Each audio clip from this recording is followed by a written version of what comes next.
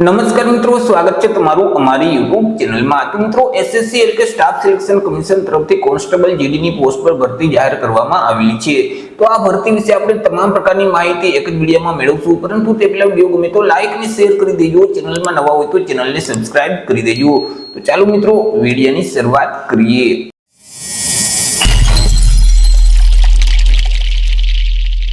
તો મિત્રો, આ જે ભરતીનું નોટિફિકેશન છે તે એસએસસી એટલે કે સ્ટાફ સિલેક્શન કમિશન તરફથી જાહેર કરવામાં આવેલું છે। એસએસસી તરફથી કોન્સ્ટેબલ જીડીની પોસ્ટ પર ભરતી જાહેર કરવામાં આવેલી છે। તો સૌથી પહેલા આપણે ચર્ચા કરી લઈશું કંઈક અગત્યની તારીખ વિશે। હવે મિત્રો, આ જે ભરતી છે તેમાં જો તમારે અરજી ફોર્મ ભરવું હોય તો ઓનલાઈન અરજી ફોર્મ ભરવાનું રહેશે।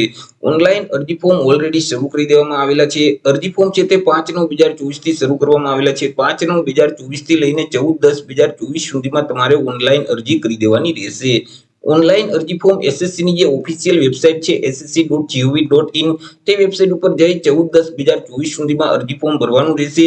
તે સિવાય અહીં પરીક્ષા ફી છે તે પણ તમારે ઓનલાઈન જ ભરવાની રહેશે। 15/10/2024 સુધીમાં તમારે એસએસસી ના પોર્ટલ ઉપર જઈ પરીક્ષા ફી ભરી દેવાની રહેશે। ફોર્મ ભરતી વખતે જો કોઈ પણ પ્રકારની ભૂલ થઈ હોય અને તેમાં તમે કરેક્શન કરવા માંગતા હોય તો 5/11/2024 થી લઈને 7/11/2024 સુધીમાં તમે તમારા ફોર્મમાં સુધારો કરી શકશો। મિત્રો, અહીં સૌથી પહેલા તો તમામ ઉમેદવારની એક સીબીટી એટલે કે કોમ્પ્યુટર બેઝ ટેસ્ટ લેવામાં આવશે। હવે આ જે સીબીટી નું આયોજન છે તે અંદાજે જાન્યુઆરી અથવા તો ફેબ્રુઆરી 2025 માં કરવામાં આવશે। ચર્ચા કરી લઈએ મિત્રો જગ્યા વિશે કે કઈ પોસ્ટમાં કુલ કેટલી જગ્યા છે। તો કે બીએસએફ એટલે કે બોર્ડર સિક્યુરિટી ફોર્સ છે તેમાં પુરુષ ઉમેદવાર માટે 13,306 જગ્યા છે, જ્યારે મહિલા ઉમેદવાર માટે 2,348 જગ્યા છે। આવી રીતે જે બીએસએફ છે તો તેમાં કુલ 15,654 જેટલી જગ્યા છે। સીઆઈએસએફ એટલે કે સેન્ટ્રલ ઇન્ડસ્ટ્રીયલ સિક્યુરિટી ફોર્સ છે તેમાં પુરુષ ઉમેદવાર માટે 6,430 જેટલી જગ્યા છે, જ્યારે મહિલા ઉમેદવાર માટે 715 જગ્યા છે। કુલ જગ્યાની વાત કરીએ તો સીઆઈએસએફ માં કુલ 7,145 જેટલી જગ્યા છે। સીઆરપીએફ એટલે કે સેન્ટ્રલ રિઝર્વ પોલીસ ફોર્સ છે તો તેમાં પુરુષ ઉમેદવાર માટે 11,299 જેટલી જગ્યા છે, જ્યારે મહિલા ઉમેદવાર માટે 242 જગ્યા છે। સીઆરપીએફ માં કુલ જગ્યાની વાત કરીએ તો 11,541 જેટલી જગ્યા છે। એસએસબી એટલે કે સશસ્ત્ર સીમા બલની વાત કરીએ તો તેમાં પુરુષ ઉમેદવાર માટે 819 જેટલી જગ્યા છે, મહિલા ઉમેદવાર માટે તેમાં એક પણ જગ્યા નથી। ત્યાર પછી આઈટીબીપી એટલે કે Indo Tibetan border police force છે તો તેમાં મિત્રો અહીં પુરુષ ઉમેદવાર માટે 2,564 જેટલી જગ્યા છે, જ્યારે મહિલા ઉમેદવાર માટે 453 જેટલી જગ્યા છે। આઈટીબીપી માં કુલ 3,017 જેટલી જગ્યા રહેશે।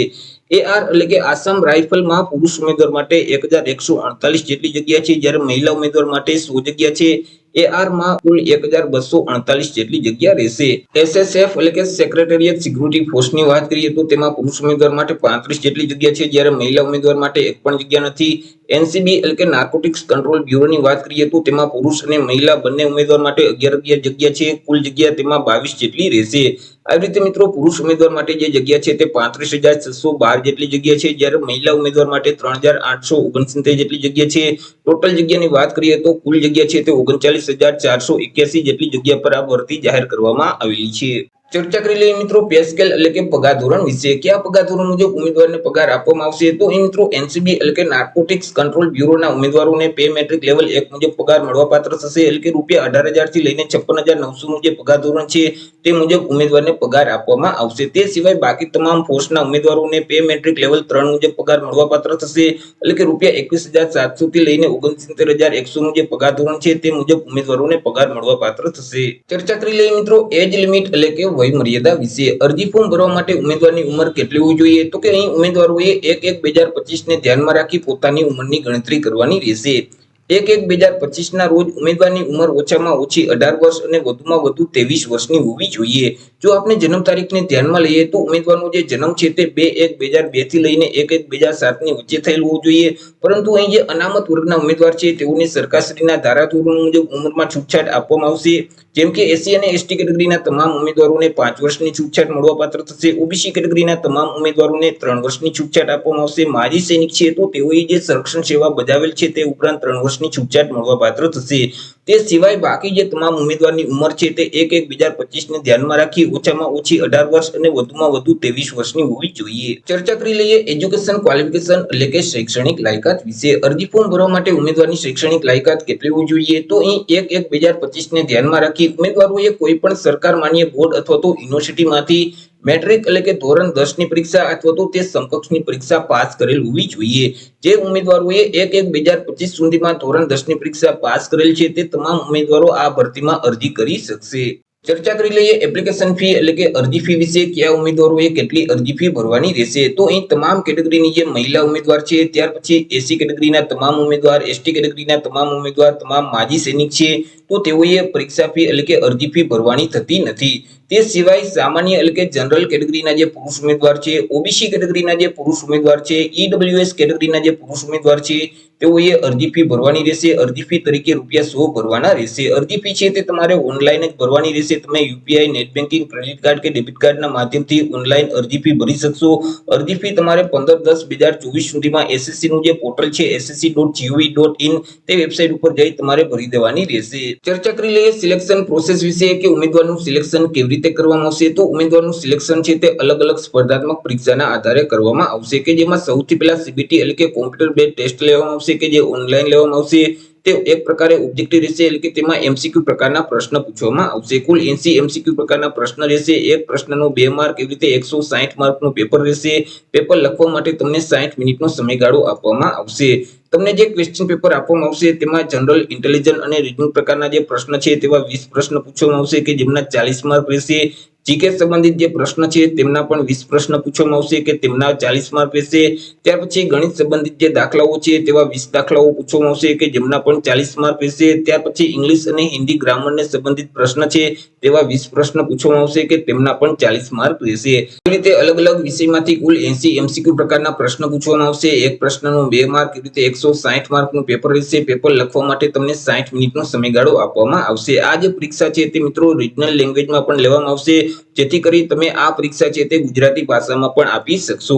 મિત્રો આ પરીક્ષામાં માઇનસ સિસ્ટમ લાગુ પડશે। તમે જો પ્રશ્નનો જવાબ ખોટો ટીક કરશો તો તમને સાચા પ્રશ્નનો જે 2 માર્ક મળેલ છે તેમાંથી 0.25 માર્ક માઇનસ કરી દેવામાં આવશે। ચર્ચા કરી લઈએ એક્ઝામ સેન્ટર વિશે કે ગુજરાતના કયા-કયા શહેરો ખાતે પરીક્ષાનું આયોજન કરવામાં આવશે। તો ગુજરાતમાં કુલ 6 સેન્ટર ઉપર પરીક્ષાનું આયોજન કરવામાં આવશે કે જેમાં અમદાવાદ, ગાંધીનગર, મહેસાણા, રાજકોટ, સુરત અને વડોદરા તો આ 6 સેન્ટર ઉપર પરીક્ષા લેવામાં આવશે।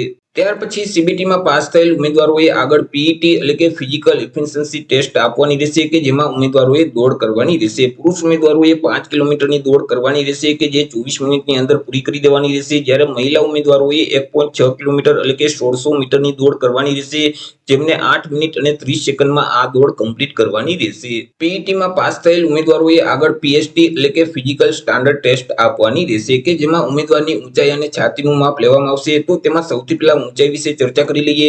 પુરુષ ઉમેદવારની જે ઊંચાઈ છે તે ઓછામાં ઓછી 170 સેન્ટીમીટર હોવી જોઈએ, પરંતુ જો અહીં એસટી કેટેગરીના પુરુષ ઉમેદવાર હોય ત્યારે તેમની ઊંચાઈ છે તે ઓછામાં ઓછી 162.5 સેન્ટીમીટર હોવી જોઈએ।